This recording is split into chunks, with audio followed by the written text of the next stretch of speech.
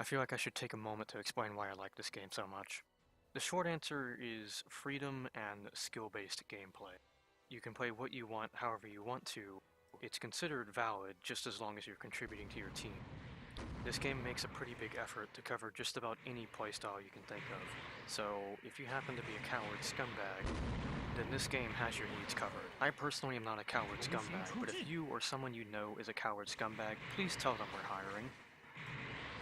Alongside skill-based gameplay and variety of choice, this game also has a unique rank-based system, which allows for some interesting difference in power levels between units. This game has a power scaling system called the C, B, A, and S rank system, and in that order, it's from weakest to strongest. There's also the distance that units are good for, so close, medium, and long range. Bitch, I don't give a fuck! Your statuses mean nothing to me! Power scale is better described as something similar to difficulty of use, but the good news here is that the harder to use units have more lives on them, C, B, A, and S, so the more powerful your unit is, the less chances you get in the event that you make a mistake. C and B rank units can be more difficult to control compared to A and S rank units. However, they're considered highly worth it if you can figure out the advanced techniques required for smoothing out your melee attacks and reducing the time required for you to execute dash maneuvers. Even the default training C rank unit that the game hands you when you create an account can be a force to be reckoned with the right part setup and the proper technique.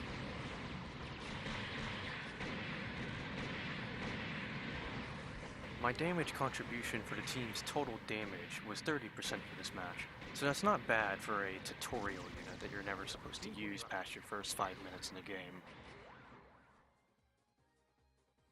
It's at this point that I'm going to readdress the freedom comment I made earlier, and I'm going to pair it alongside the technique comment I also made. The way freedom in this game works is, the better you are, the more freedom you have, the more units you can use and get away with it. The character you see in this footage is a C rank. This footage takes place in an S rank deathmatch room. You can tell this by the amount of icons that are next to the enemy team's health bars. By the end of this match, I had received 44% of the team's total damage contribution. The appeal is, you have limitless options, and you're actually allowed to play those options and contribute to your team with them, unlike certain games like Overwatch or Siege, Warframe, where you pick your favorite character and your team immediately complains at you. I, Hokushin, am what would be considered S-Class. You are an S-Class? No. I am. Let's go over some basics. We'll be using the CR rank Leo space type for this demonstration. Let's talk about your melee weapon and its unique properties. Most units in the game have a melee weapon. Equipping it will usually play an animation. If it doesn't, this can result in some other unique behaviors. Facing an enemy will cause a melee dash to occur. This uses no boost meter. This is useful for gap closing and general movement.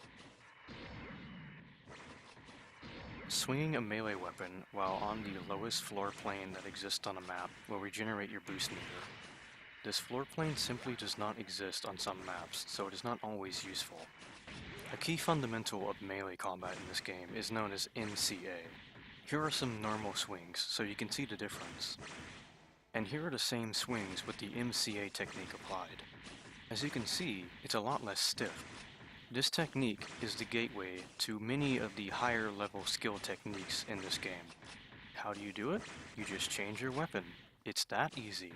Let's talk about agility. Every unit has its own agility stat that determines how quickly it can do actions. This is so stiff.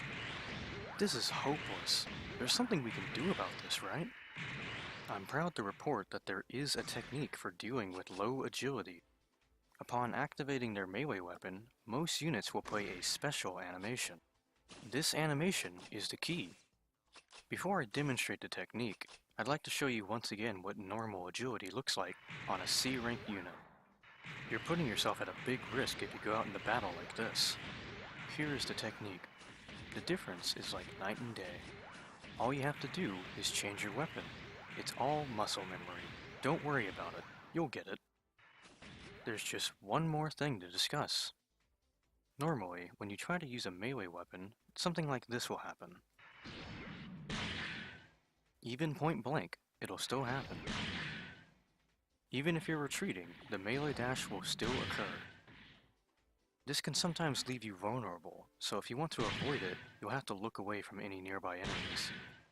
You should practice this technique. You never know when it may save your life, or when it may be used against you.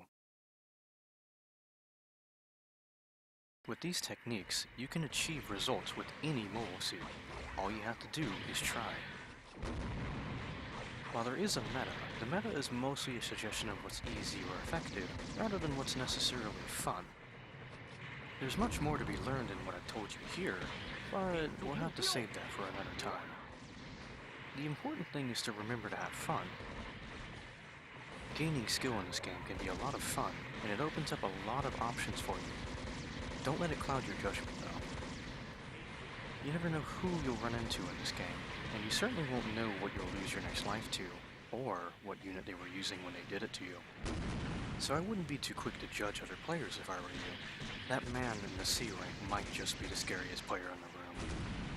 And remember, if they're that strong on a C rank, well, let's just say that's not even their final form.